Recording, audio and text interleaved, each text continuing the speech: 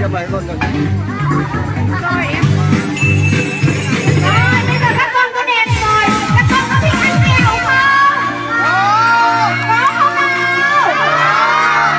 Bây giờ các con sẽ được ăn bánh kẹo của con nha.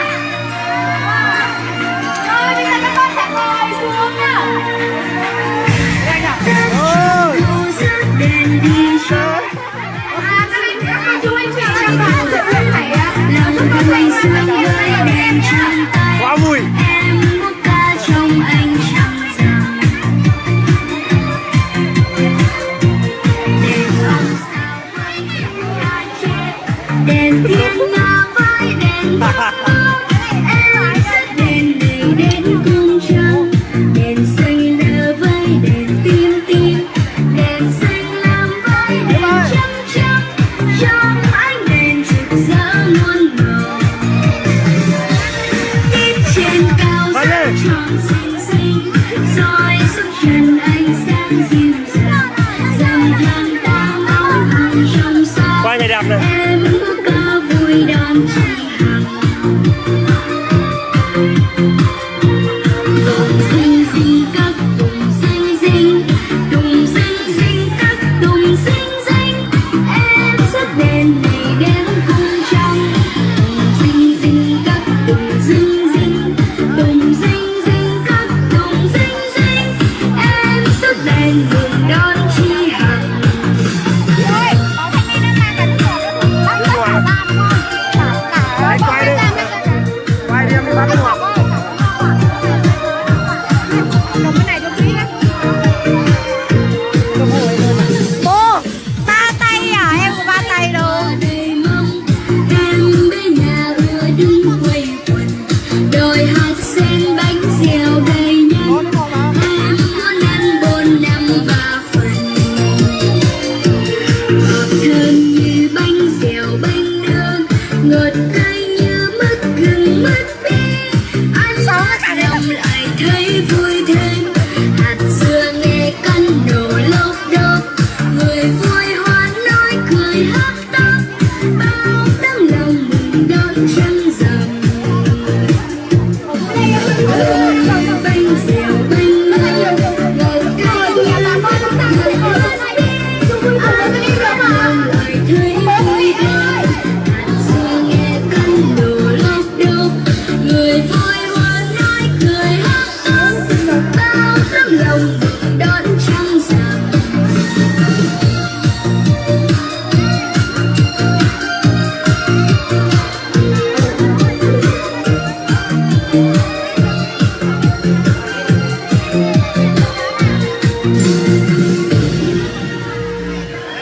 Nhiều nhá.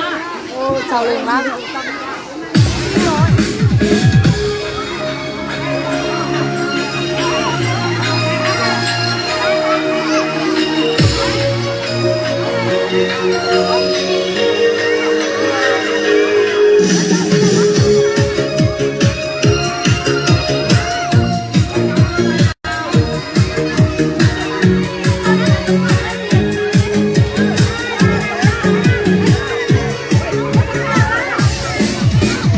Đâu chiều lên thoáng dốc. Lớp ca lớp cóc tìm gốc cây đa. Nhị chân thêm 3 miếng trầu. Hồi đầu tay không để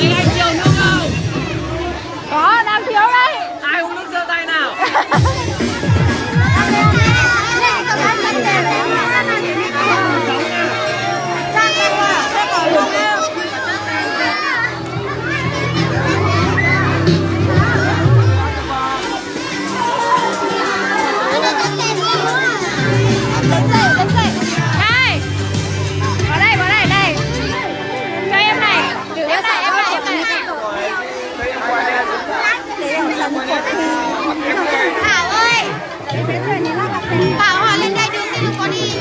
Trời nắng như vậy mà vẫn còn chơi game. Ôi trời mù mắt quá. Đúng vậy, đúng vậy.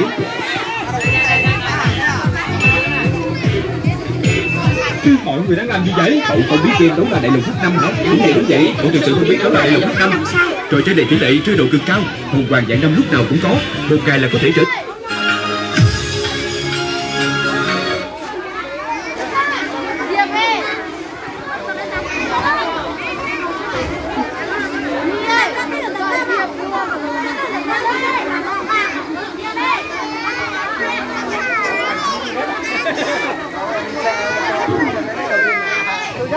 Bây giờ các em đã được nhận quà xong chưa?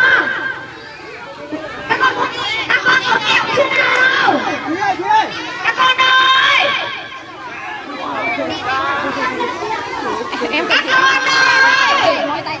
Mỏi tay lắm Các chả. con có kẹo chưa nào? Rồi. Bây giờ các con có muốn nghe hát văn nghệ thế nào? Có. Bây giờ chúng ta sẽ vừa chơi và chúng ta sẽ vừa ăn và chúng ta cùng nghe giao lưu văn nghệ nhá.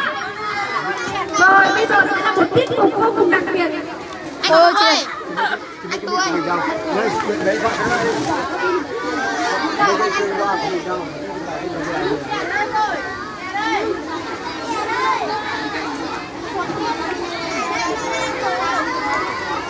Bây giờ chúng ta sẽ được nghe một tiết mục vô cùng đặc biệt của các anh chị thanh niên. Cái mic nó sắp hết pin rồi. Thay mấy cái rồi. Bây giờ các con sẽ được nghe một giai điệu rất là tuyệt vời và một điệu nhảy vô cùng sôi động của các anh chị trường trung học cơ sở Phù Nhi thể hiện qua một bài Huệ Giờ. Chúng ta cùng lắng nghe nhá. Tránh thôi, tránh thôi. Cho chị đi với.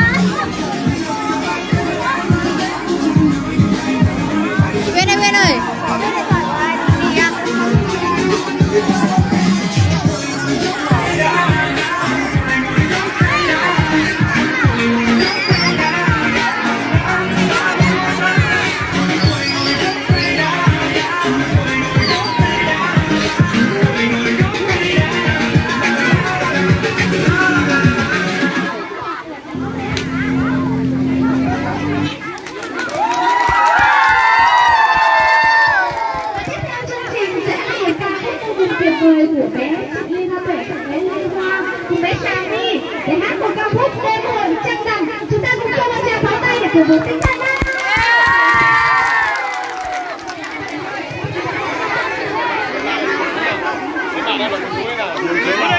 Ngồi xuống. Vỗ tay nào các con, vỗ tay nào. Giơ đèn ông sao đây nào. Giơ đèn ông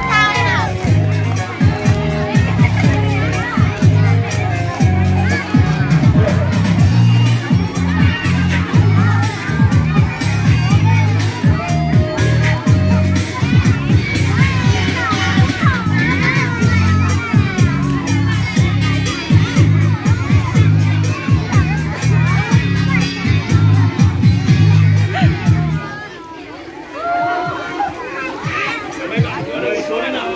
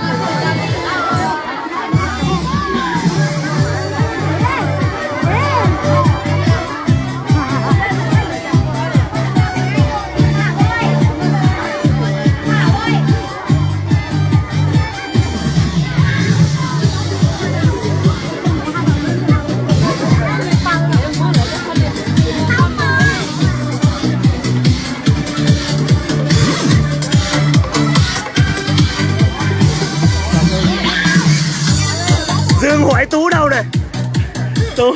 Em đây. Tú là hậu cần. Rồi ok. Rồi. Cá heo hả?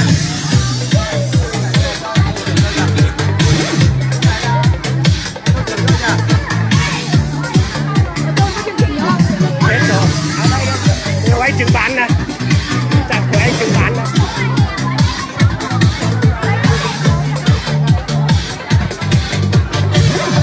Thầy đang đứng đi góc. Bây giờ trò chơi sẽ bắt đầu nha. Bây giờ nhạc giúp cô Thanh đi nào. DJ tân nhạc giúp cô Thanh nhá. DJ. Bây giờ nhá, cô Thanh sẽ đọc đố một câu hỏi. Các con ai trả lời nhanh nhất thì các con sẽ được phần quà. Đồng ý không nào? Các con sẵn sàng chưa? Sẵn sàng chưa? Rồi. Được, cái là thấy con quả là để thích hoạt được lớn hơn, mạnh hơn thì bây giờ mời các cô chú thiện nguyện mang hết phần quà ra đây cho cô Thanh nào. quả là cái gì nhỉ? Gấu à, gấu đây. Để cho bác trưng bán. Để cho anh bán chim con này.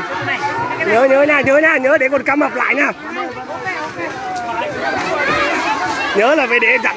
Nhớ sách vở ở đâu nhỉ? Các con bình tĩnh nha, rất là nhiều quà cho các con luôn đấy. Các con cứ ngồi xuống. Thầy đây. Nói gì nhỉ? Em không thích chơi gấu này nhá. Từ từ nha. Khi nào mà cô Thanh đố này hả? Đây là bạn Vân. Nóng quá chưa? Pin nó hết pin rồi. Lên mic khác.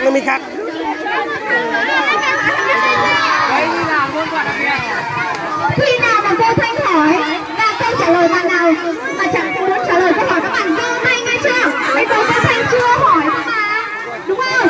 Cô Thanh chưa hỏi, bạn đợi cô Thanh hỏi xong nhá. Bạn nào có câu trả lời nhanh nhất và chính xác nhất thì bạn đấy sẽ được nhận một phần quà. Đồng ý không? Rồi, tất cả các bạn sẽ có quà hết nên các bạn cứ bình tĩnh nhá.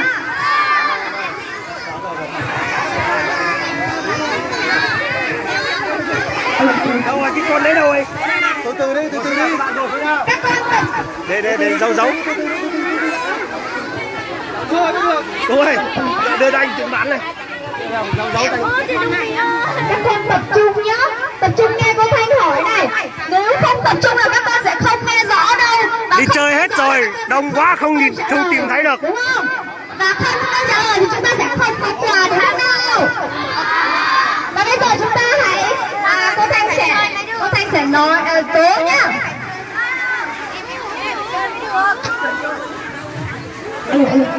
Con gì? Không có hiểu không? Buổi sáng mai thức dậy gáy báo cho mọi người. Cô Thanh chưa đọc hết. Và tiếng gáy của nó là yêu cầu cô trả lời được chính xác nha. Bắt đầu nào. Cô đồng thế. Ôi, các bạn tuyệt vời quá. Thêm một bạn nào.